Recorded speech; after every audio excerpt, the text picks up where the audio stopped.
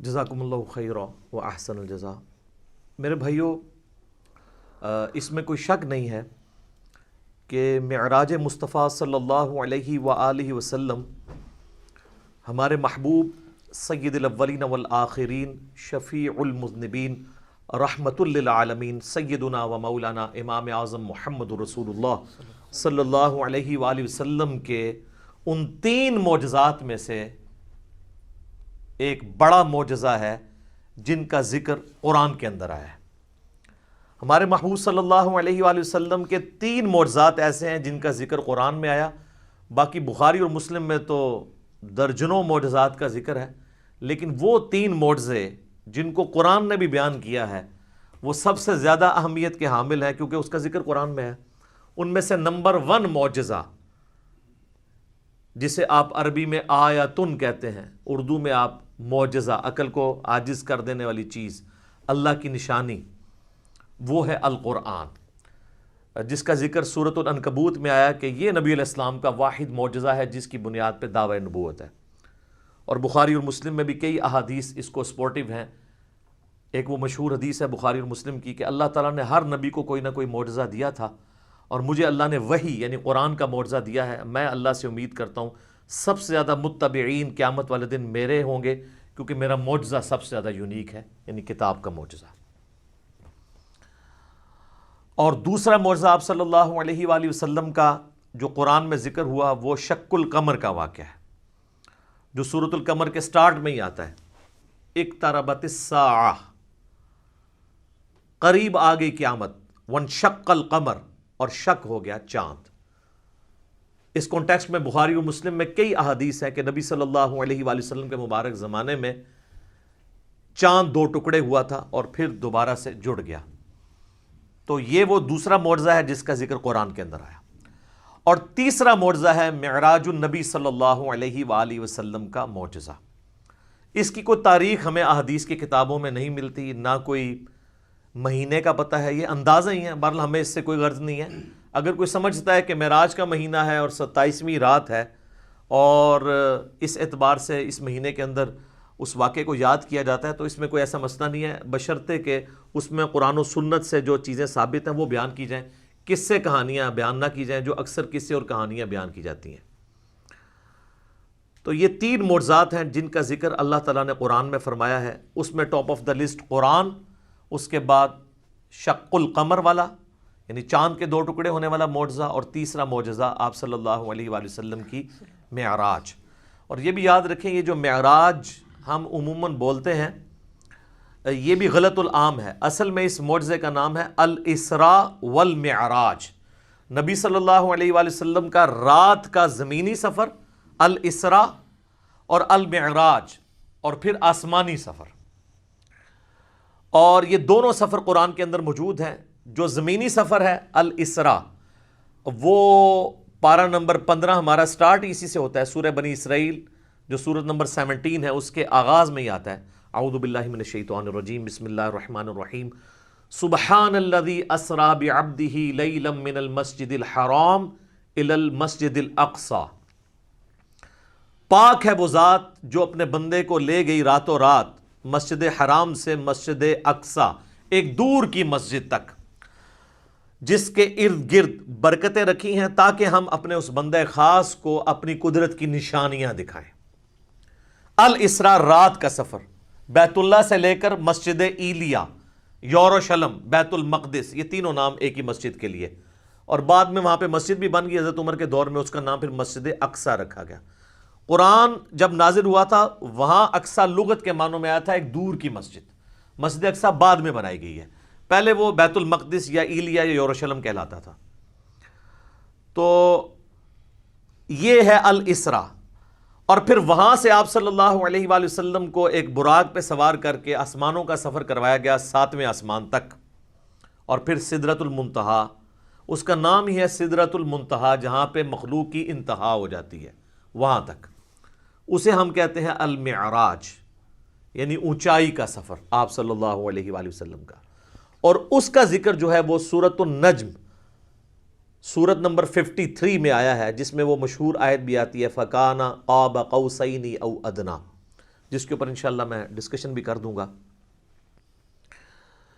یہ یاد رکھیے گا میرے بھائیو، الاسراء والمعراج یہ پیورلی آپ صلی اللہ علیہ وآلہ وسلم کا جسمانی پلس روحانی سفر ہے۔ یہ کوئی خواب کا واقعہ نہیں ہے، کوئی روحانی ایکسپیرینس نہیں ہے۔ اگر یہ خواب کا واقعہ ہوتا تو کفار مکہ کو بھی ماننے میں آر نہ ہوتی۔ خواب میں تو بہت کچھ انسان دیکھ لیتا ہے، تو یہ جسمانی پلس روحانی ایکسپیرینس ہے۔ اور اس کے ساتھ یہ بھی یاد رکھنا ہے کہ اس کا موڈ برزخی ہے، یعنی اس کو اس دن کوئی دیکھ کے آبزرو نہیں کر سکتا تھا، الا یہ کہ اللہ نے کوئی ایک خاص منظر کسی کو دکھا دیا ہو، وہ الگ بات۔ ورنہ یروشلم میں آلموسٹ 1,00,000 کے قریب انبیاء جمع ہوئے، صحیح مسلم میں آتا ہے، یہاں تک کہ آپ صلی اللہ علیہ وآلہ وسلم نے فرمایا کہ مجھے جبرائیل علیہ السلام نے تمام نبیوں کا امام بھی وہاں پر بنایا۔ میرے بھائی ہمارے شہر میں 1,00,000 بندہ جمع ہو جائے رات کے وقت تو تھرتھلی پڑ جائے گی، اور اس زمانے کے اندر لیکن کسی نے وہ منظر دیکھا نہیں ہے، وہ ان سین بیریئر تھا۔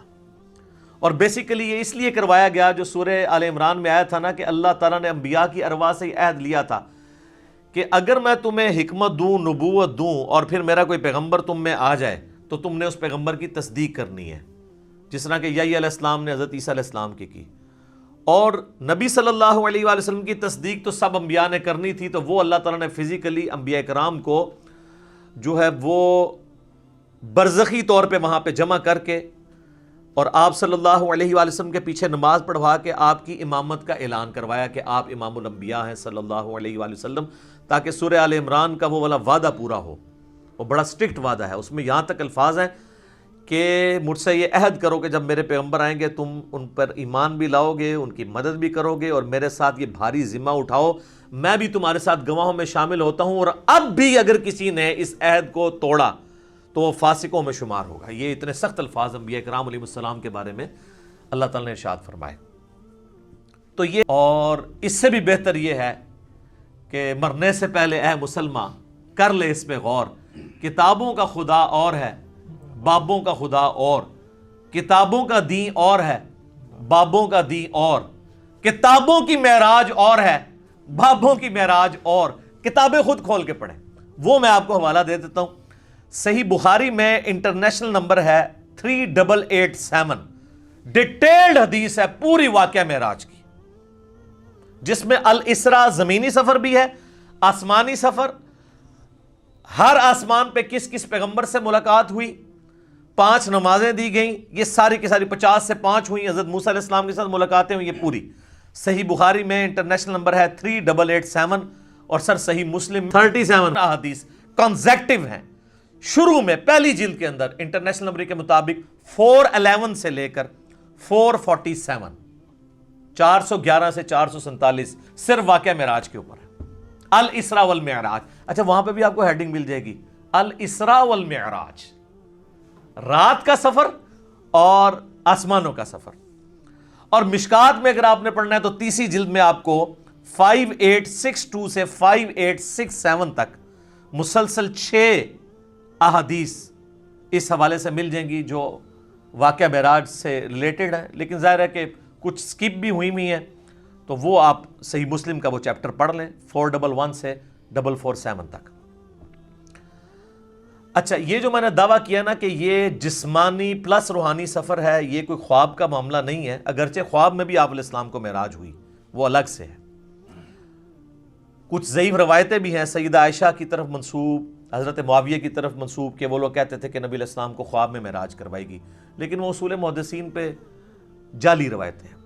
صحیح بخاری کے اندر اوپر تلے 3 طرق سکیٹرڈ فارم میں، اوپر تلے تو نہیں ہے، 3 طرق آئے ہیں انٹرنیشنل نمبر کے مطابق 6613 4716 3888، جس میں ابن عباس کا قول ہے، سورہ بنی اسرائیل کی آیت نمبر 60 میں آتا ہے نا کہ ہم نے نبی صلی اللہ علیہ وآلہ وسلم کو جو منظر دکھایا تھا۔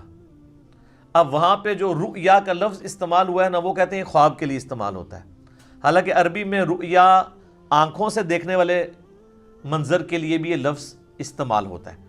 بال ابن عباس کا قول امام بخاری اسی آیت کو ہیڈنگ بنا کے لے کے آئے ہیں سورہ بنی اسرائیل آیت نمبر 60 کے، اور ابن عباس کہا کرتے تھے کہ نبی صلی اللہ علیہ وآلہ وسلم کو جو یہ منظر دکھایا گیا جو کافروں کے لیے فتنہ بن گیا، قرآن کی آیت ہے فتنہ کیوں بنا؟ میرے بھائی اگر خواب کا منظر ہوتا تو خواب کیوں کافروں کے لیے فتنہ بنتا؟ وہ تو مان لیتے ہیں کہ خواب میں تو کچھ بھی ہو سکتا ہے، فتنہ بنے اس لیے کہ وہ فزیکل کلیم تھا۔ تو ابن عباس کا قول ہے صحیح بخاری میں کہ یہ منظر جو دکھایا گیا یہ نبی صلی اللہ علیہ وآلہ وسلم نے اپنی جسم کی آنکھوں سے دیکھا تھا، دل کی آنکھوں سے نہیں۔ دل کی آنکھوں سے مراد ہوتا ہے خواب میں، اور جسم کی آنکھوں سے مراد فزیکلی یہ دیکھنا ہے۔ میرے بھائیو، الاسراء والمعراج میں آپ صلی اللہ علیہ وآلہ وسلم کو کئی ایک مناظر دکھائے گئے، جو سورہ بنی اسرائیل کی آیت نمبر 7 جو آیت نمبر سٹارٹ میں 1 ہے، سورت نمبر 17، لِنُرِيَهُ مِنْ آیاتنا، تاکہ ہم اپنے بندے کو اپنی نشانیوں میں سے نشانیاں دکھائیں۔ وہ نشانیاں کون سی تھیں؟ ان پہ میں بولوں تو میرے بھائی تقریباً 3-4 گھنٹے اور لگ جائیں گے۔ میں آپ کو موٹی موٹی باتیں بتا دیتا ہوں جو بخاری اور مسلم میں آئی ہیں کہ آپ علیہ السلام کو کیا کچھ دکھایا گیا۔ نمبر 1، سٹارٹ ہوا شق الصدر سے، آپ علیہ السلام کا سینہ چاک کیا گیا، بخاری مسلم میں آتا ہے، اور جنت سے سونے کا تشت لا کے آب زمزم کا پانی ڈال کے جبرائیل علیہ السلام نے نبی علیہ السلام کا دل جو ہے وہ دھویا۔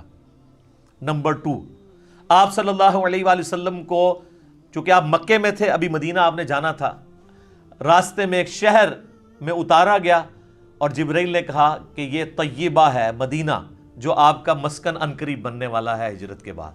حضور کو اس وقت تک نہیں پتا تھا کہ یہاں سے تو میری دعوت جو ہے وہ ایسی لانچ ہوگی کہ رومن اور پرشین امپائر بھی کچھ نہیں جائیں گی۔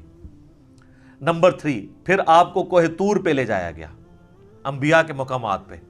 سب سے پہلے نبی علیہ السلام کا اپنا مسکن، اس کے بعد پھر طور سینہ کے اوپر، اور کہا گیا کہ یہ وہ ہے جہاں پہ اللہ تعالیٰ نے حضرت موسیٰ علیہ السلام سے کلام کیا تھا۔ نمبر 4، بیت اللحم لے جایا گیا۔ بیت المقدس میں ایک جگہ ہے جہاں پہ حضرت عیسیٰ علیہ السلام کی ولادت ہوئی تھی، تو وہ جگہ بھی دکھائی گئی۔ لہٰذا اس سے امام نے تیمیہ کے اس عقیدے کا رد ہوا کہ انبیاء کی جو بیٹھنے کی جگہ ہیں ان کا وزٹ کرنا یہ نعوذ باللہ کوئی بدعت ہے۔ نبی علیہ السلام کو تو خود کروائی جا رہی ہے یہ ساری چیزیں، الحمدللہ۔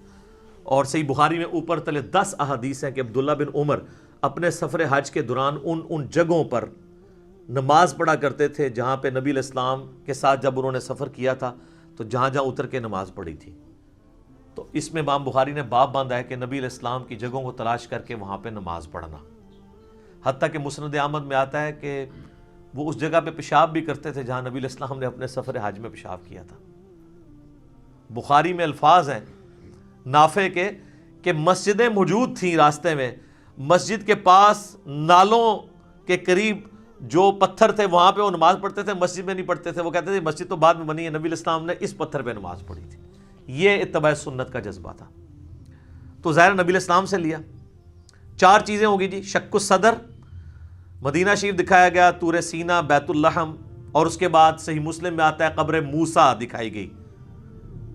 نبی علیہ السلام کہتے ہیں میں نے سرخ ٹیلے کے پاس موسیٰ علیہ السلام کو ان کی قبر میں نماز پڑھتے ہوئے دیکھا، اور اگر میں گزروں میں تمہیں وہ قبر بھی دکھا سکتا ہوں۔ وَقَائِمٌ يُصَلِّي فِي قَبْرِي، وہ کھڑے اپنی قبر میں نماز پڑھ رہے تھے۔ لیکن یہ معاملہ ہے برزخی، حیات انبیاء کے اوپر یہ ثبوت ہے، لیکن برزخی معاملہ۔ اس کے بعد آپ صلی اللہ علیہ وآلہ وسلم کو بیت المقدس میں انبیاء کی امامت کروائی گئی، 1 لاکھ کے قریب پیغمبروں کو جمع کیا گیا، اور جبرائیل علیہ السلام نے کہا کہ آپ ان کی امامت کروائیں۔ یہ صحیح مسلم میں آتا ہے۔ اچھا، پھر دجال دکھایا گیا، یہ بھی آتا ہے بخاری مسلم میں، دجال بھی دکھایا گیا۔ پھر آپ علیہ السلام کو آسمانوں کی سیر کروائی گئی۔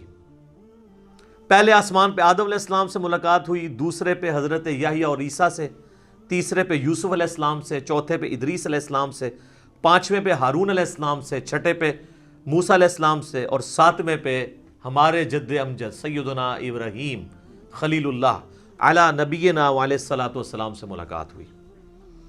اس کے بعد آپ علیہ السلام کو جنت اور دوزخ بھی دکھائی گئی، ٹائم میں ٹریول کروا کے جو مستقبل کا وقت تھا وہ پہلے دکھا دیا گیا۔ لوگ کہتے ہیں ابھی تو لوگ دوزخ اور جنت میں پہنچے نہیں، تو حضور نے کیا دیکھا؟ بھئی اللہ نے وقت۔ اور آپ یہ دیکھ لیں، یہ سب کچھ منظر کتنے زمانے میں طے ہوا ہوگا، لیکن ایک رات میں سب کچھ ہو گیا۔ صرف بیت المقدس اور خانہ کعبے کے درمیان جو فاصلہ ہے اس زمانے میں 40 دن کی مسافت تھی، وہی نہیں طے ہو سکتی تھی۔ اللہ اکبر۔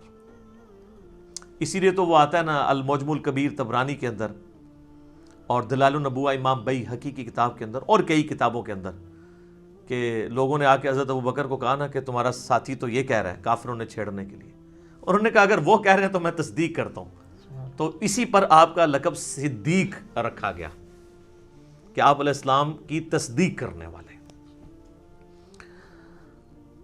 اس کے بعد بیت المعمور دکھایا گیا، بخاری مسلم میں آتا ہے 7ویں آسمان کے اوپر اسی خانہ کعبہ کی سیدھ میں ایک گھر ہے جس کا طواف فرشتے کرتے ہیں، بیت المعمور وہ دکھایا گیا، اور سب سے بڑھ کے آپ کو سدرۃ المنتہا تک لے جایا گیا۔ یہ آخری حد ہے، زمین سے جتنی مخلوقات ہیں یا فرشتے ہیں وہ بھی سدرۃ المنتہا سے آگے نہیں جا سکتے، اس کا نام ہی ہے انتہا، مخلوق کی انتہا ہے۔ باقی لوگوں نے آگے کہانیاں بنا لی ہیں کہ جی نبی علیہ السلام سدرۃ المنتہا سے بھی آگے چلے گئے، بالکل جھوٹ ہے، یہ آپ کی انتہا تھی، اور آگے پتہ نہیں کیا کیا کہانیاں بنائی ہوئی ہیں، کہتے ہیں عرش پہ جوتیوں سمیت چلے گئے۔ یہ تو اتنا بڑا جھوٹ ہے کہ احکام شریعت میں احمد صاحب بریلوی صاحب نے لکھا ہے کہ یہ جو معرج النبوہ کتاب جس میں یہ باتیں لکھی ہیں، یہ ہے تو سنی عالم ہے لیکن ہر طرح کی جھوٹی سچی روایتیں لکھ دیتا ہے، یہ محض باطل بات ہے کہ نبی علیہ السلام اپنی مبارک جوتیوں کے ساتھ عرش پہ گئے ہیں، یہ اعلیٰ حضرت نے لکھا ہے کہ یہ جھوٹی بات ہے، تو عرش پہ جانے والی کوئی بات نہیں ہے۔ ہاں قصے کہانیوں میں آپ مزے لے لے کے بیان کریں، اور جب ہم پوچھتے ہیں کہاں لکھا ہے وہ کہتے ہیں سعدی شیرازی کے شعر نہیں آپ نے پڑھے، مولانا روم کے شعر نہیں پڑھے، ہم کہتے ہیں میرے بھائی ہم تو آپ کو چیخ چیخ کے یہی تو کہہ رہے ہیں کیا کہ مرنے سے پہلے ہے مسلمان، کر لے اس پہ غور، کتابوں کا خدا اور ہے، بابوں کا خدا اور، کتاب میں سے کوئی نکالے نا بات جہاں پہ لکھا ہو۔ پھر ڈاکٹر صاحب تو آپ کو پتہ ہے طاہر القادری صاحب تو وہ کہتے ہیں کہ وہ دروازہ کھولا حضور نے حضور کے لیے، پھر کہا کہ آپ اندر آ جائیں، حریم ناز میں آ جا، وہ پتہ نہیں کیا عشق مشوقی کا انہوں نے ایک، اور بلکہ وہ بغل گیر پتہ نہیں کیا کچھ انہوں نے کیا ہے، اور طارق جمیل صاحب نے بھی اسی سے ملتی جلتی باتیں کی ہیں، وہ قاب قوسین او ادنا وہ پوری کر کے بتاتے ہیں، انشاءاللہ اینڈ پہ ڈسکس کرتا ہوں۔ تو میرے بھائی یہ کتابوں کی بات ہو رہی ہے، اور سدرۃ المنتہا ہی پہ اللہ تعالیٰ کی ملاقات ہوئی اپنے محبوب علیہ السلام کے ساتھ، اور سورۃ النجم میں اس کا ذکر ہے، وہاں پہ اللہ تعالیٰ نے وحی بھی کی آپ علیہ السلام کو۔ صحیح مسلم میں آتا ہے کہ 3 چیزیں آپ کو وہیں پہ عطا ہوئیں۔ نمبر 1 5 نمازیں، وہ ڈیٹیل بخاری مسلم میں آتی ہے کہ 50 تھی، کم ہوتے ہوئے موسیٰ علیہ السلام کے پاس جب وہ آتے تھے نا 6ٹھے آسمان کے اوپر تو کہتے تھے حضرت زیادہ ہیں کم کروائیں، ایک پھیرے ہی بس اور لگنا سی، وہ کون ہی لگیا، ورنہ وہ 5 کام ہوتے 5 تک رہ گئی۔ پھر اس میں الفاظ ہیں بخاری مسلم میں، اللہ نے کہا کہ میرا قول بھی نہیں بدلے گا، تمہاری امت پڑے گی 5، سورۃ الانعام میں ہے کہ ایک نیکی 10 کے برابر ہے، تو میں ان کو ثواب 10 کا ہی دوں گا، ایک کے بدلے 10 کا، تو نمازیں 50 کے ہی ثواب ملے گا 5 کے گیز بھی۔ دوسرا تحفہ دیا گیا سورۃ البقرہ کی آخری 2 آیات، صحیح مسلم میں آتا ہے آمن الرسول بما انزل الیہ من ربہ والمؤمنون۔ سر یہ 2 آیات وہ ہیں جو اس دنیا میں نازل نہیں ہوئی ہیں، آسمانوں پہ نازل ہوئی ہیں، آسمان سے آسمانوں پہ ہی نبی علیہ السلام کے مبارک سینے پہ۔ اور صحیح مسلم میں آتا ہے کہ تیسری چیز جو آپ کو دی گئی کہ آپ کا جو کوئی امتی شرک نہیں کرے گا نا میں اسے معاف کر دوں گا۔ تو اس کو تو سپورٹو پھر قرآن میں بھی آیت ہے اِنَّهُ مَن يُشْرِكْ بِاللَّهِ فَقَدْ حَرَّمَ اللَّهُ عَلَيْهِ الْجَنَّةَ وَمَأْوَاهُ النَّارُ وَمَا لِلظَّالِمِينَ مِنْ أَنصَارٍ۔ بے شک جو کوئی اللہ کے ساتھ شرک کرے گا اللہ اس گناہ کو کبھی معاف نہیں کرے گا، اس پہ جنت حرام ہے، اس کا ٹھکانہ دوزخ ہے، اور وہاں اس کا کوئی مددگار نہیں ہوگا۔ حتیٰ کہ بخاری مسلم کی حدیث ہے کہ اللہ نے ہر نبی کو کوئی نہ کوئی دعا دی تھی، اس نے اس دنیا میں ہی دعا کر لی۔ حضرت نوح نے دعا کی، اس کی وجہ سے ان کی قوم ہلاک ہوگی، میں نے اپنی دعا چھپا کے رکھی ہے قیامت کے دن کے لیے، میں اس دعا سے اپنی امتیوں کے لیے شفاعت کی دعا کروں گا، اور میری دعا سے ہر میرے امتی کو نفع پہنچے گا سوائے اس شخص کے جس نے دنیا میں اللہ کے ساتھ شرک کیا ہوا۔ شرک is the most sensitive issue in the sight of اللہ۔ اللہ اکبر۔ تو یہ 3 گفٹ آپ علیہ السلام کو ملے، 5 نمازیں، سورۃ البقرہ کی آخری 2 آیات، اور جو شرک نہیں کرے گا اس کی مغفرت۔ یہ ساری تفصیلات آپ مسئلہ نمبر 126 ABC کے اندر دیکھ سکتے ہیں 4.5 گھنٹے میں اس کو سکپ کرتا ہوں۔ الاسراء والمعراج میں جو معراج والا پورشن ہے اس میں سب سے زیادہ کنٹروورشل چیز جو آپ نے سوال میں بھی کی وہ ہے نبی علیہ السلام نے کیا شب معراج اللہ تعالیٰ کو دیکھا تھا یا نہیں؟ اب اس کا جواب ہاں یا نہ میں دینا تو بہت بڑی آزمائش ہے مسلمانوں کے لیے، جب تک کہ آپ پورا مقدمہ ان کو نہیں سمجھاتے۔ تو آپ اس پورے مقدمے کو سمجھیں گے تو آپ کے لیے معاملہ آسان ہو جائے گا۔ اس کی وجہ یہ ہے کہ یہاں پہ فرقہ واریت کا دین ہے، جس کو میں بابوں کا دین کہتا ہوں، اور آپ سے بار بار کہتا ہوں کہ مرنے سے پہلے اے مسلمان کر لے اس پہ غور، کتابوں کا خدا اور ہے، بابوں کا خدا اور۔ اچھا کہتے ہیں نہیں آپ کتابوں کا دین کہہ لیا کریں، بابوں کا خدا تو سب کا ایک ہے۔ میرے بھائی اس کے اندر قیامت مضمر ہے۔ دین کس لیے ہوتا ہے؟ اللہ کی شناخت کے لیے۔ جب آپ کے بابوں نے اس اللہ کی شناخت ہی میں نہیں کروائی ہے جو پیغمبروں کے ذریعے اللہ نے کروائی تھی، تو ہم رونا روئیں گے نا کہ آپ کس اللہ کی بات کرتے رہے ہو۔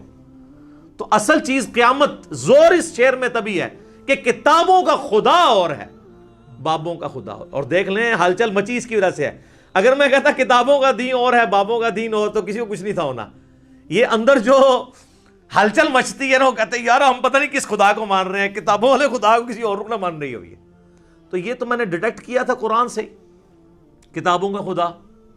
حضرت آدم علیہ السلام کو جب اللہ نے دنیا پہ اتارا، سورۃ البقرہ آیت نمبر 38، تو اللہ تعالیٰ نے ہماری ماں اور باپ کو یہی کہا تھا قُلْ اهْبِطُوا مِنْهَا جَمِيعًا، اے آدم اور اس کی بیوی اور میری ان دونوں بندوں کی قیامت تک ہونے والی اولاد، اتر جاؤ زمین میں۔ اب فَإِمَّا يَأْتِيَنَّكُم مِّنِّي هُدًى، یاد رکھنا اب جب کبھی بھی کوئی ہدایت کی کتاب تمہارے پاس آئے گی، انتظار کرنا کتابوں کا، بابوں کا نہیں، کتابوں کا جو پیغمبروں کے ذریعے آئیں گے۔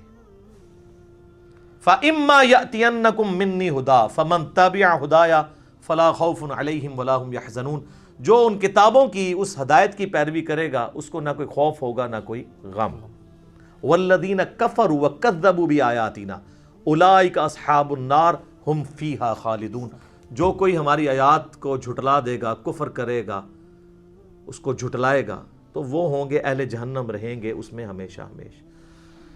اللہم اجرنا من النار، آمین۔ اللہم من احییتہ منا فاحیہ علی الاسلام، ومن توفیتہ منا فتوفہ علی الایمان، آمین۔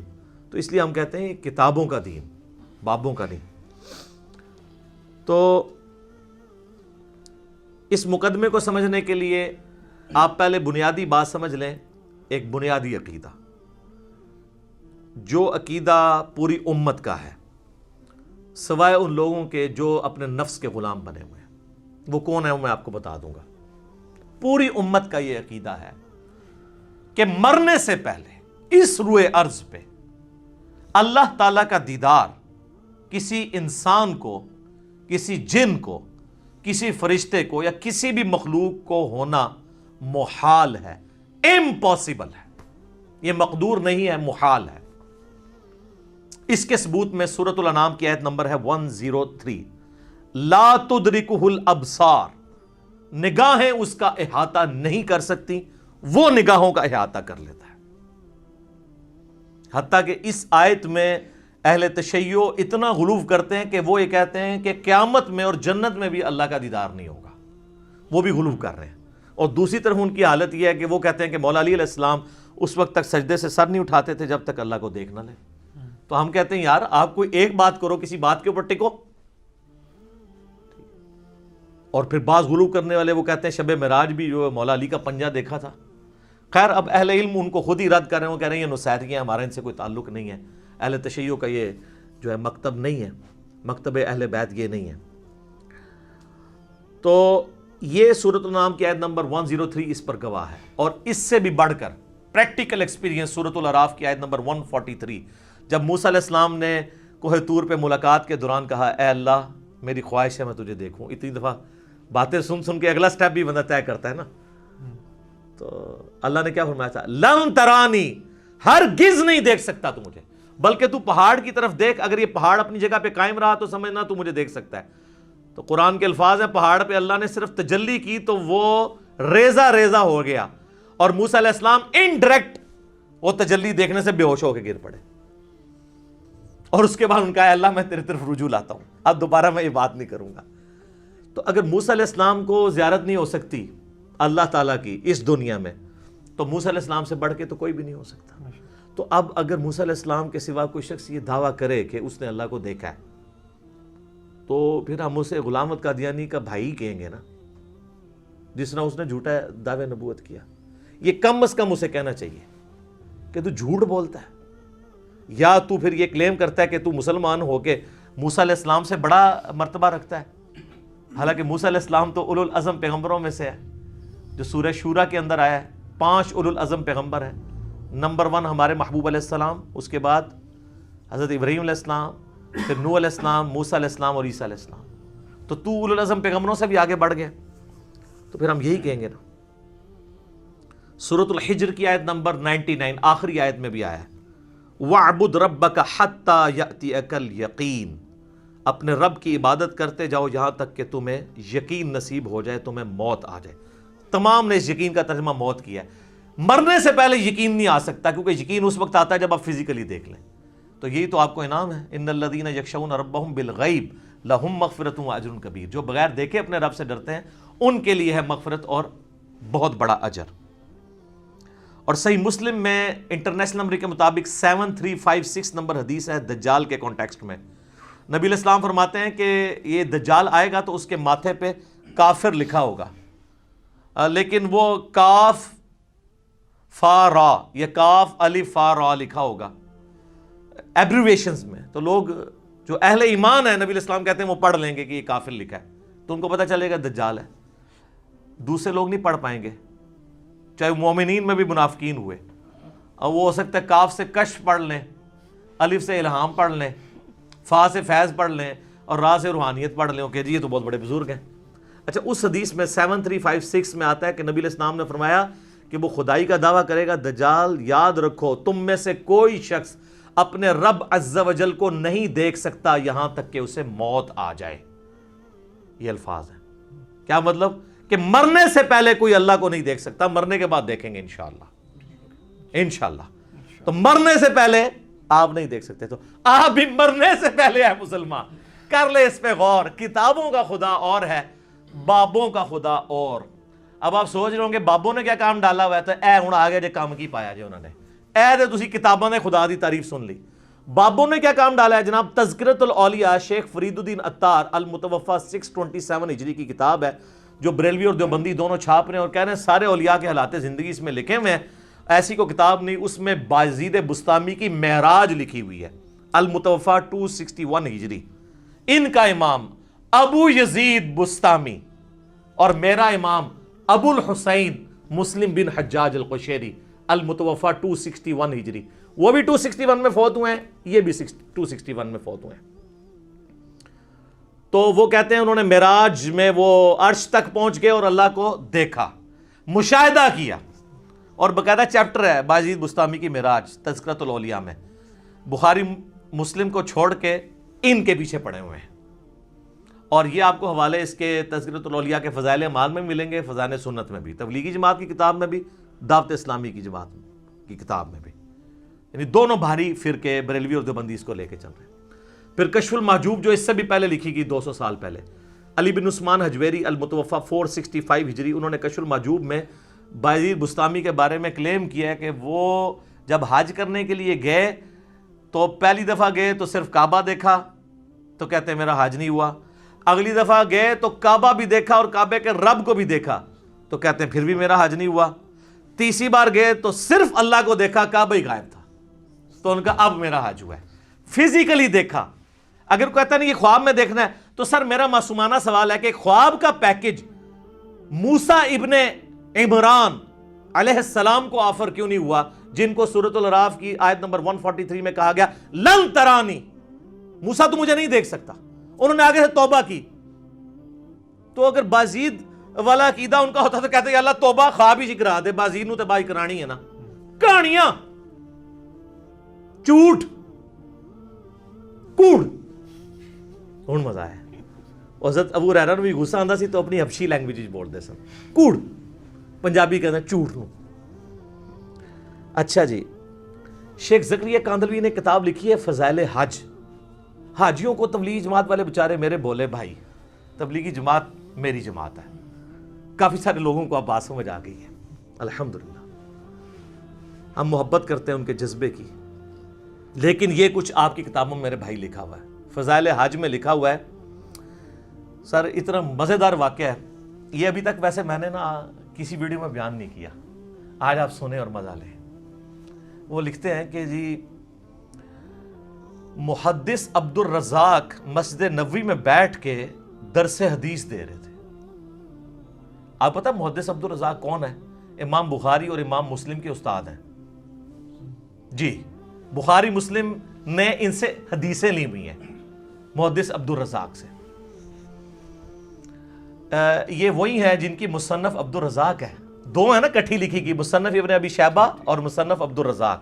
سر اے او جے اے عبد الرزاق تھوڑا کرکٹر نہیں ہے، پاویں سمجھو۔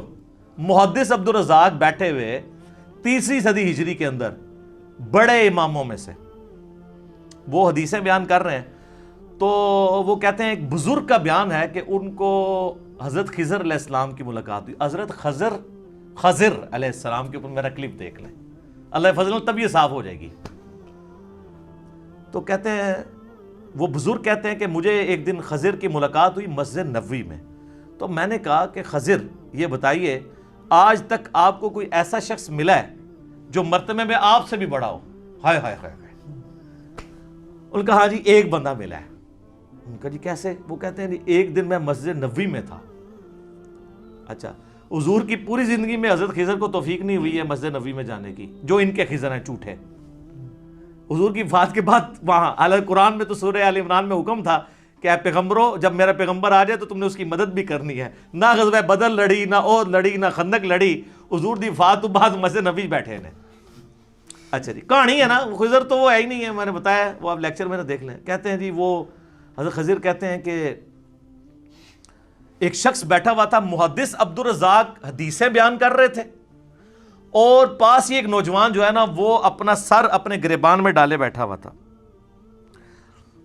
تو ظاہر یہ صوفی ہوتے ہیں نا جو یہ کام کرتے ہیں، قرآن حدیث کا درس ہی سن نہیں سکتے کیونکہ ان کے خلاف ہے، علم و بس کرنی ہو یار۔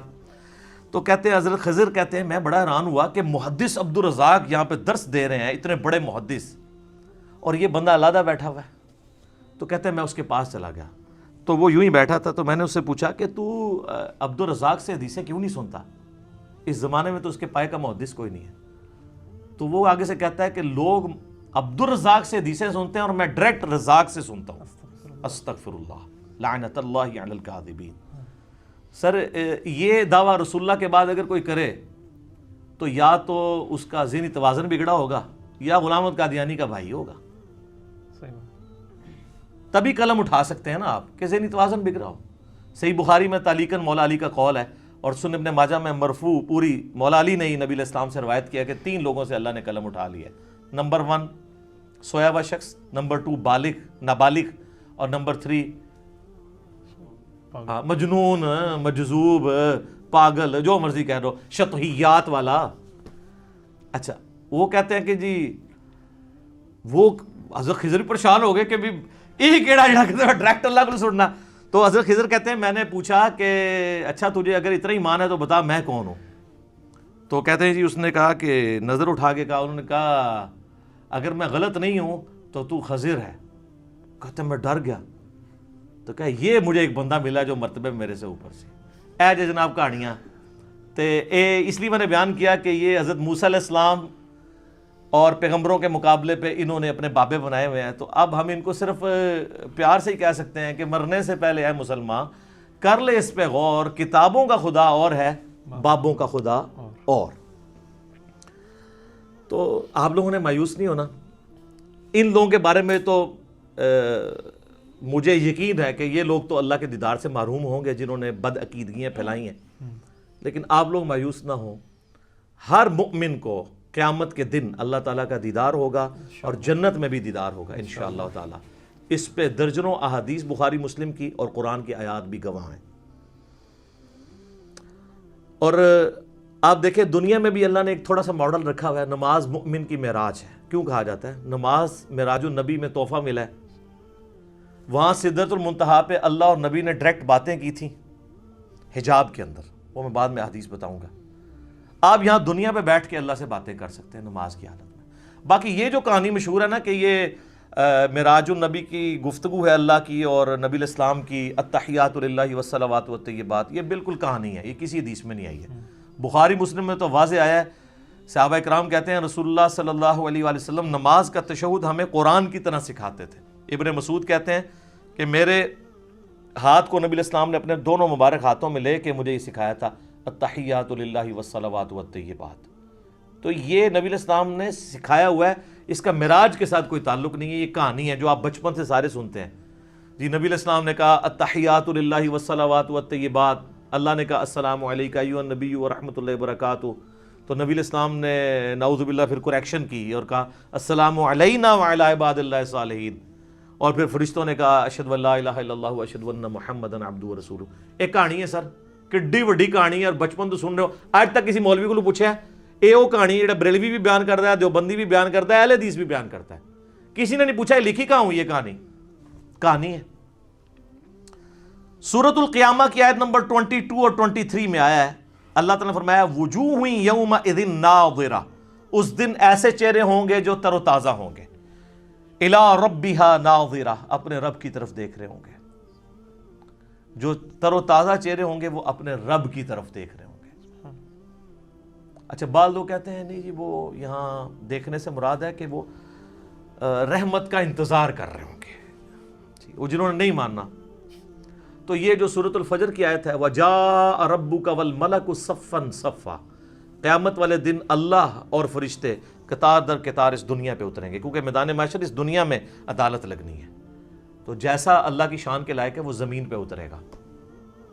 اور پھر اس کا کلائمیکس ہے سورۃ المطففین آیت نمبر 15، کَلَّا إِنَّهُمْ عَنْ رَبِّهِمْ يَوْمَئِذٍ لَمَحْجُوبُونَ، اللہ تعالیٰ کافروں کے بارے میں فرماتا ہے کہ ضرور بالضرور اللہ کے جو منکر ہیں وہ اپنے رب کے دیدار سے اوٹ میں کر دیے جائیں گے قیامت والے دن۔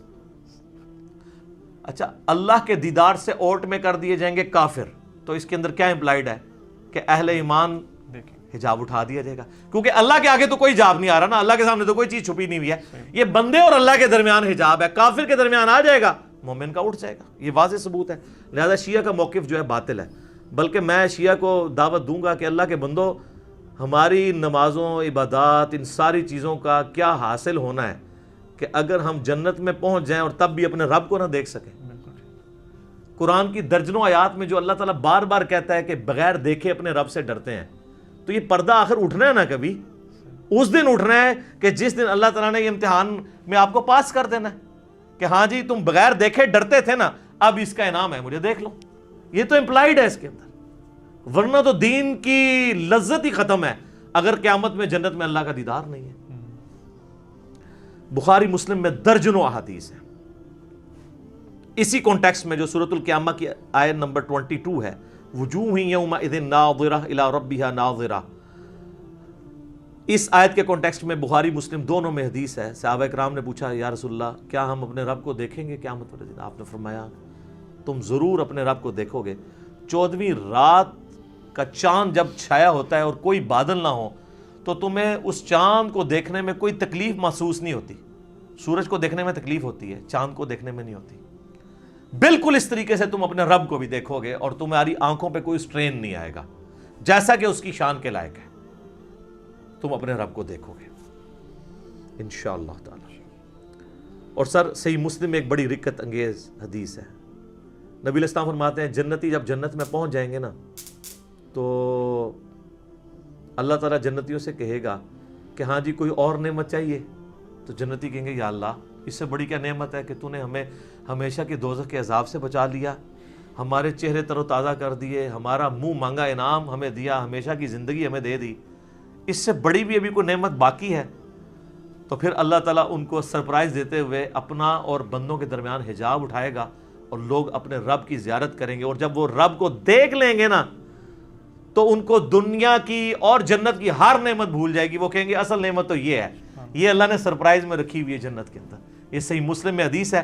پھر نبی علیہ السلام نے کہا کہ چاہو تو قرآن پڑھ کے دیکھ لو، سورہ یونس کی آیت نمبر 26 آپ نے تلاوت کی، للذین احسنوا الحسنى وزیادہ، جو لوگ نیکوکار ہیں اللہ تعالیٰ ان کے لیے بہتر اجر رکھے گا اور کچھ بڑھ کے بھی دے گا، اور کہتے ہیں کہ بڑھ کے جو دے گا وہ یہ ہے سب سے بڑھ کے اللہ کا دیدار انشاءاللہ تعالی۔ اور پھر صحیح مسلم کی وہی حدیث جو دجال والی میں نے بیان کی 7356 کہ تم میں سے کوئی اپنے رب عز و جل کو نہیں دیکھ سکتا یہاں تک کہ وہ مر نہ جائے، تو مرنے کے بعد انشاءاللہ تعالی اللہ کا دیدار ہوگا۔ اور مرنے سے پہلے ہے مسلمان کر لے اس پہ غور، کتابوں کا خدا اور ہے، بابوں کا خدا اور یقین کر جب تو یہ غور کرے گا نا تو تیرے اندر سے آواز نکلے گی کیا کہ نہ میں بابی، نہ میں بابی، نہ میں سو کارڈ بابی تے نہ میں بابیاں دا دفاع کرنے والا بابی، میں ہوں مسلم علمی کتابی انشاءاللہ تعالی۔ البتہ میرے بھائیو اس کائنات میں ایک ہستی ایسی ہے جسے اللہ تعالیٰ نے اس دنیا میں خواب کی حالت میں اپنا دیدار عطا کیا، اور اس اعتبار سے باقی ساری مخلوقات پہ فوقیت دی، اور وہ ہمارے محبوب سید الاولین والآخرین شفیع المذنبین رحمت للعالمین سیدنا و مولانا امام اعظم محمد رسول اللہ صلی اللہ علیہ وآلہ وسلم کی مبارک ذات ہے۔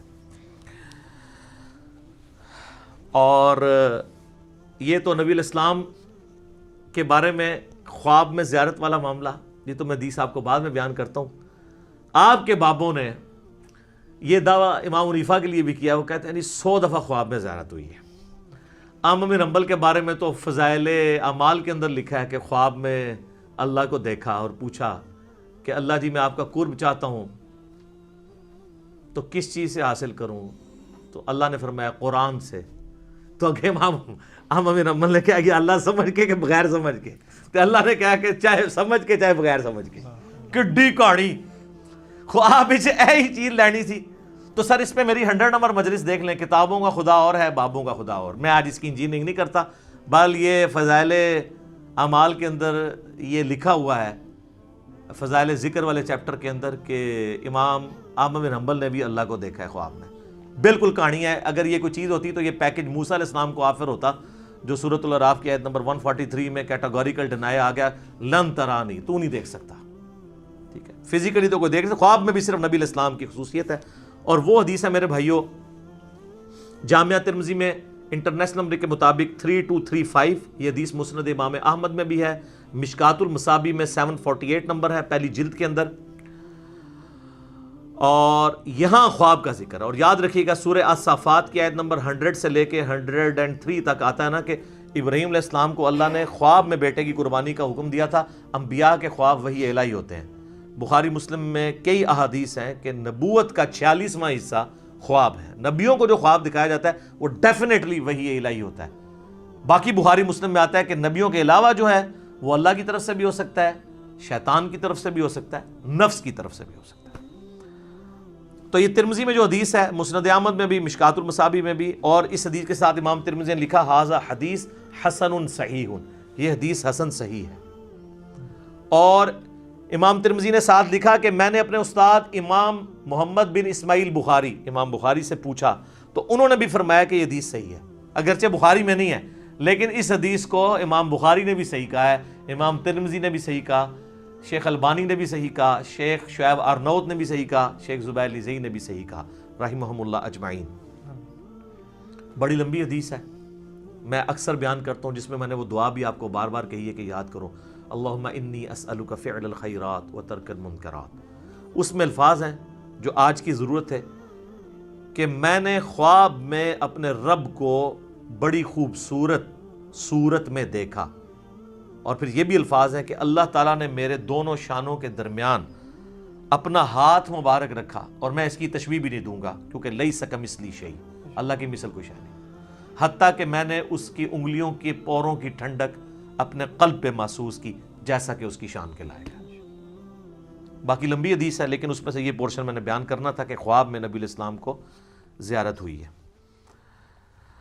اب یہاں پہ یاد رکھیے گا ایک بہت میں آپ کو کریٹیکل پوائنٹ دینے لگا ہوں، اگر کوئی شخص اللہ ہی کو دیکھ لے تو اب کائنات میں کوئی غیب ایسا رہ گیا جو اس کے لیے اٹریکٹیو ہو، اس سے بڑی تو کوئی چیز نہیں ہے۔ تو پھر قیامت والے دن نبی علیہ السلام کے لیے اللہ نے کیا انعام رکھا ہوا ہے؟ آپ کو تو دنیا میں مل گیا سب کچھ، ہمیں تو کہا گیا نا سورۃ الملک آیت نمبر 12 میں، ان الذین یخشون ربہم بالغیب لہم مغفرۃ و اجر کبیر، جو بن دیکھے اپنے رب سے ڈرتے ہیں ان کے لیے مغفرت اور بہت بڑا اجر ہے. اور آپ نے سن لیا کہ جنت میں اللہ کا دیدار, قیامت میں اللہ کا دیدار. تو نبی علیہ السلام نے اگر دنیا میں ہی اللہ کو دیکھ لیا تو نبی علیہ السلام کے لیے پھر کون سا انعام رہے گا؟ تو اس کے اندر امپلائڈ ہے کہ نبی علیہ السلام کے لیے انعام یہ ہے کہ دنیا میں دیکھا ہے خواب کی حالت میں, فزیکل ہی نہیں دیکھا, دل کی آنکھوں سے دیکھا ہے. فزیکل دیکھنا ابھی باقی ہے ان کا بھی, وہ حضور کے لیے ابھی بھی غیب کی چیز ہے. تو آپ علیہ السلام کے لیے بھی انعام باقی ہے. تو جو لوگ اس دنیا میں حضور کا فزیکل دیکھنا مانگتے ہیں یا شب معراج فزیکل دیکھنا مانگتے ہیں, تو ان کے لیے علمی چیلنج ہے کہ پھر بتاؤ کہ نبی علیہ السلام کے لیے قیامت اور جنت میں اور کون سا انعام ہوگا اس سے بڑھ کے, اگر آپ اپنا سب سے بڑا انعام پہلے ہی اویل کر چکے ہیں. اور یہ پوائنٹ جس شخصیت نے ہائی لائٹ کیا ہے, میں اس کا کریڈٹ اسی کو دیتا ہوں, مولانا اسحاق صاحب رحمہ اللہ تعالی, المتوفی 213 عیسوی و مطابق 28 اگست 2013. انہوں نے یہ چیز ہائی لائٹ کی تھی, اور یہ میں نے نہ آج تک کسی کتاب میں پڑھی نہ کسی اسکالر سے سنی. اسکالر نے بیچارے نے کیا بیان کرنا ہے, یہ مولانا اسحاق کو کریڈٹ جاتا ہے کہ انہوں نے یہ ایسا علمی, آپ کہتے ہیں وہ جس طرح وہ تاش میں کہتے ہیں نا یکا پھینکنا, کہ بتاؤ کہ اگر حضور نے بھی اللہ تعالیٰ کو فزیکلی دیکھ لیا جو تمہارا کلیم ہے, تو حضور علیہ السلام کے لیے تو اب کوئی چیز نہیں رہے گی باقی. تو خواب میں ہی دیکھا, فزیکلی نہیں دیکھا. شب معراج بھی دیکھا تو پردے میں دیکھا, فزیکلی نہیں دیکھا. وہ انشاءاللہ اب میں اس کے اوپر ڈسکشن کرتا ہوں. آخر میں شب معراج میں صحابہ کرام علیہم رضوان کی 3 آراء پائی جاتی ہیں دیدار خداوندی عز و جل کے حوالے سے. پہلی رائے یہ ہے جو صحیح بخاری اور صحیح مسلم میں سیدنا عبداللہ ابن مسعود رضی اللہ تعالیٰ عنہ سے جب پوچھا گیا کہ یہ جو سورۃ النجم کی آیت نمبر 9 ہے, فَكَانَ قَابَ قَوْسَيْنِ أَوْ أَدْنَىٰ, وہ دونوں اتنے قریب ہوئے کہ 2 کمانوں کے درمیانی فاصلہ بلکہ اس سے بھی کم. اور پھر اگلی آیت سورۃ النجم کی آیت نمبر 11, مَا كَذَبَ الْفُؤَادُ وَمَا رَأَىٰ, دل نے جو کچھ دیکھا اس کو جھٹلایا نہیں ہے. اور پھر سورۃ النجم کی ہی 18 نمبر آیت, لَقَدْ رَأَىٰ مِنْ آیَاتِ رَبِّهِ الْكُبْرَىٰ. ان 3 آیات کے بارے میں عبداللہ ابن مسعود سے جب پوچھا گیا تو بخاری مسلم کے الفاظ ہیں, انہوں نے کہا کہ یہاں تینوں جگہ پر مراد سیدنا جبرائیل علیہ السلام ہے, جن کو نبی علیہ السلام نے اپنی اصلی حالت میں دیکھا. ان کے 600 پر تھے اور سبز رنگ کا لباس انہوں نے پہنا ہوا تھا اور وہ افق پہ چھائے ہوئے تھے. اچھا, دوسری رائے ہے جو صحیح بخاری میں انس ابن مالک کی ہے, انٹرنیشنل نمبر کے مطابق 7517, وہ فکان قاب قوسین او ادنا سے مراد اللہ اور اس کے نبی علیہ السلام کا قرب کہتے ہیں.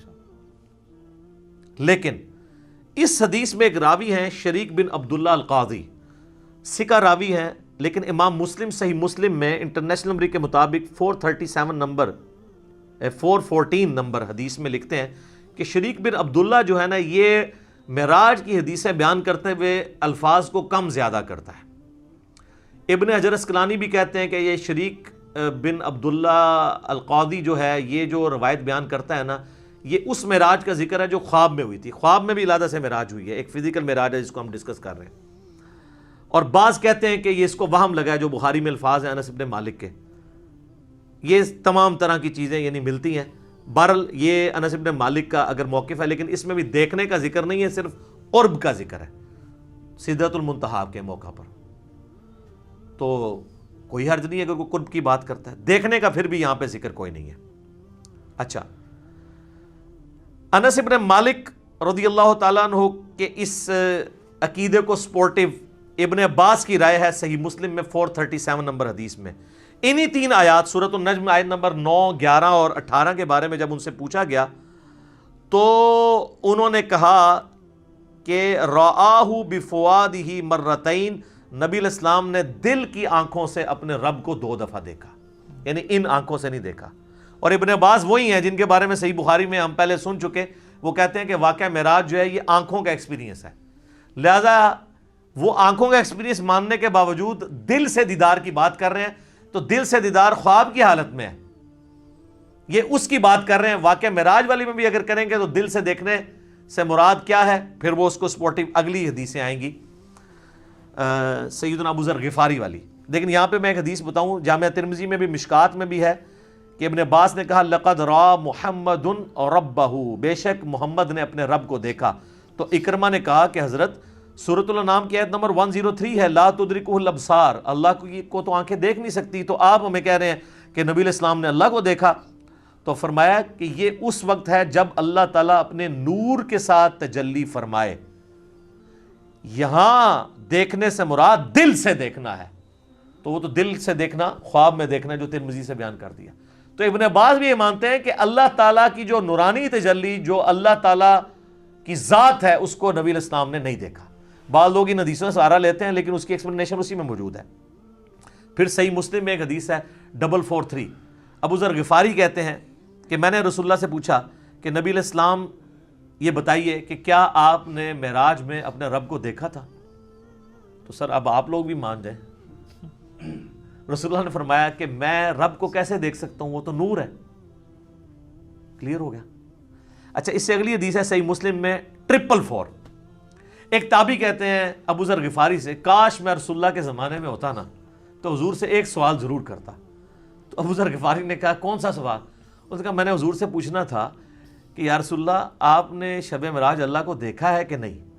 اس سے کم از کم یہ تو کلیئر ہوا کہ صحابہ کے زمانے میں بھی یہ بحثیں چلتی تھی، لہٰذا یہ آج کل جو ان باتوں میں کتاب و سنت بیان کرتے ہیں تو اس کو یہ صوفی ٹائپ لوگ کہتے ہیں، یہ لوگ جو ہیں یہ وہابی ہیں، یہ گستاخ ہیں، یہ حضور کی کمزوریاں تلاش کرتے ہیں. ان کے لیے بہت بڑی پھکی ہے کہ یہ سارے پھر اس زمانے میں موجود تھے.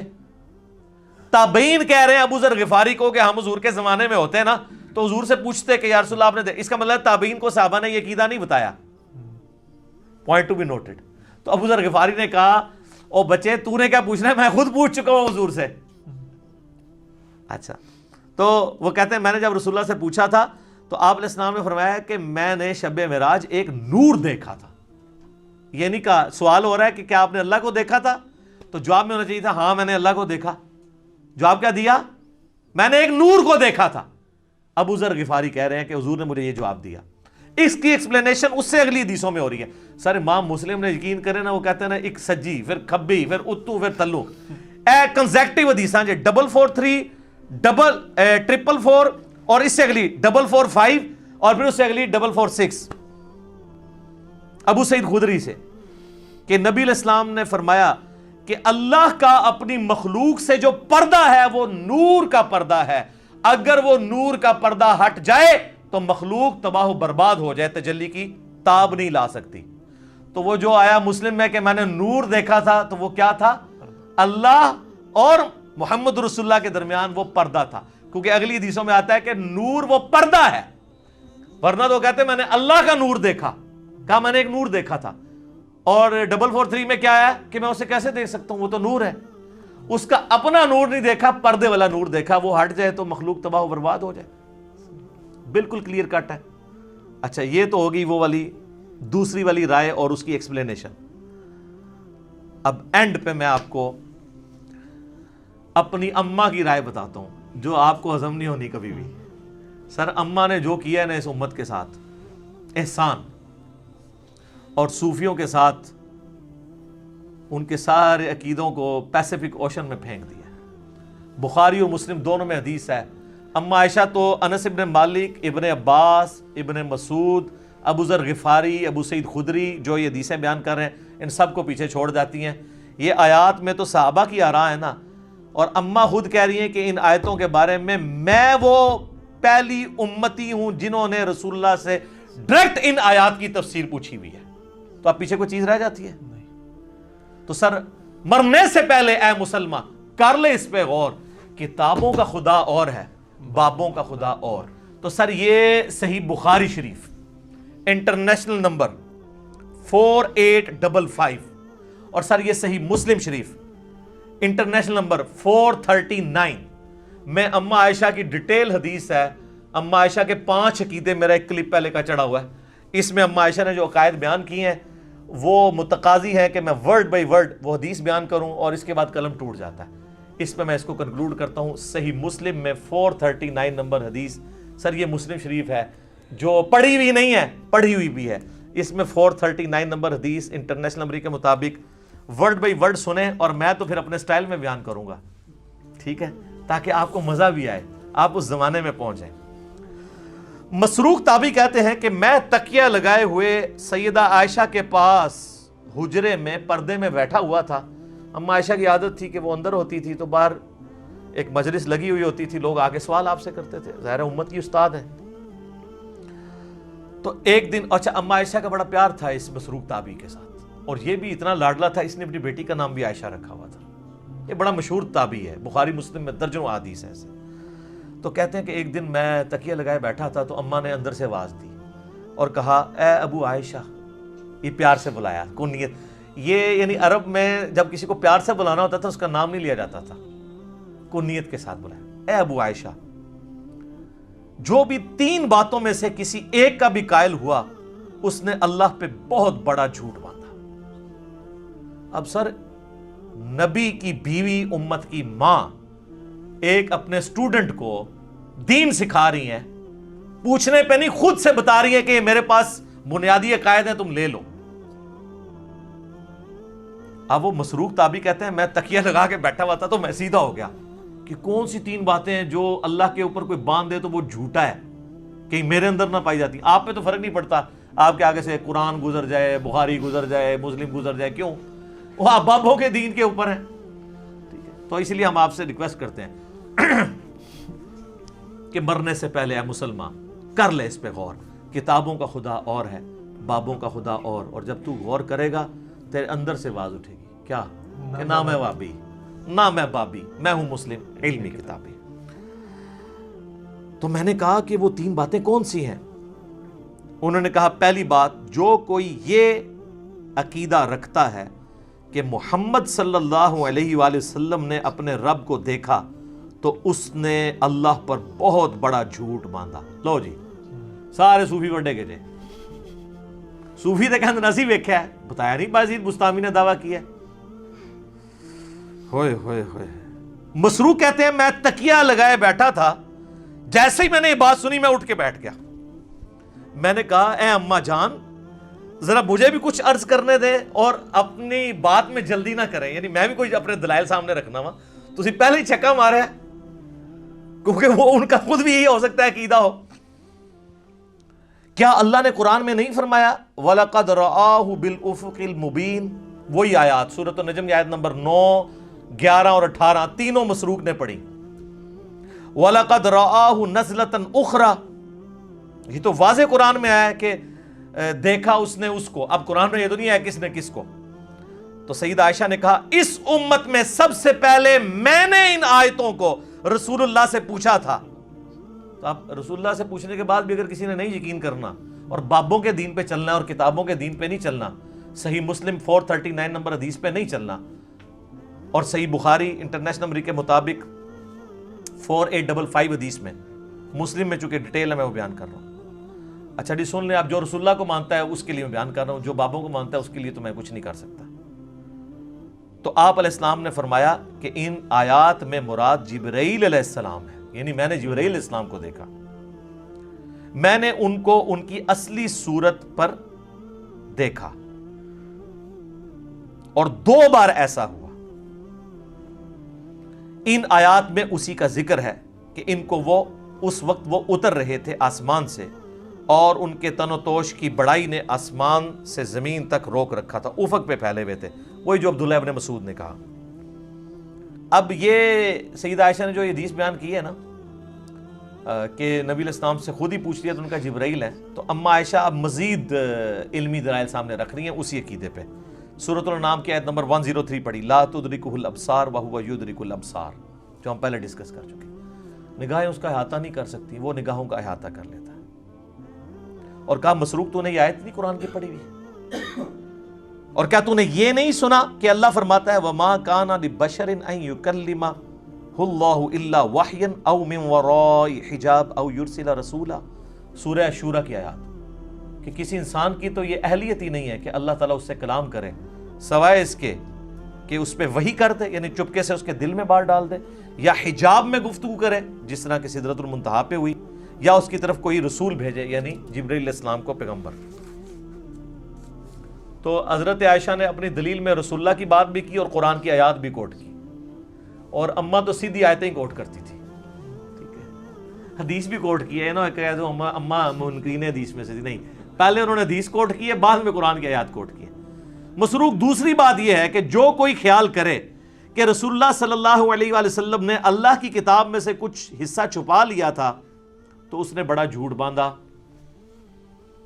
اب ایسی سلسلہ خاص گلاں خاص نو میرا پچھلے دن کلپ ریکارڈ ہو گیا حضرت ویسے کرنی والا اور علم لدنی والا حضرت خضر علیہ السلام والا، وہ دیکھ لو، میں ساری کہانیاں نہ دکھو لین، تخت بلقیس والا بھی دیکھ لیں، سب کچھ ٹھپے گئے نا۔ تو اما عائشہ کہتی ہیں جس نے کہا نا رسول اللہ نے کچھ چھپا لیا تھا، یہ بھی کہتے ہیں خاص باتیں خاص لوگوں کو بتائی تھی، اس نے بھی اللہ پر جھوٹ باندھا۔ کیا تم نے قرآن میں اللہ کا فرمان نہیں سنا، یا ایھا الرسول بلغ ما انزل الیک من ربک وان لم تفعل فما بلغت رسالتہ، اے رسول اللہ جو آپ کی طرف نازل ہوا ہے اللہ کی طرف سے وہ اپنی امتیوں تک پہنچا دیں، اور اگر آپ نے نہ پہنچایا اس کو تو آپ نے رسالت کا حق نہیں ادا کیا۔ تو رسول اللہ نے سارا دین سب کو ٹرانسفر کیا۔ علم لدنی پہ میرا حضرت خضر علیہ السلام والا کلپ دیکھ لیں، میں نے پوری ان کی کہانیاں کھول کھول کے بیان کی ہیں بخاری مسلم سے، وہاں بھی آیت کوٹ کی تھی۔ اچھا، اور پھر کا مسروق تیسرا عقیدہ یہ ہے کہ جو کوئی کہے کہ رسول اللہ یہ جان لیتے تھے کہ کل کیا ہونے والا ہے، یعنی آئندہ کا حال، علم غیب، تو اس نے بھی اللہ پر جھوٹ باندھا، کیونکہ اللہ تعالیٰ قرآن میں فرماتا ہے قُلْ لَا يَعْلَمُ مَنْ فِي السَّمَاوَاتِ وَالْأَرْضِ الْغَيْبِ إِلَّا اللَّهُ، اے نبی فرما دو آسمانوں اور زمین میں غیب کو کوئی نہیں جانتا سوائے اس کے۔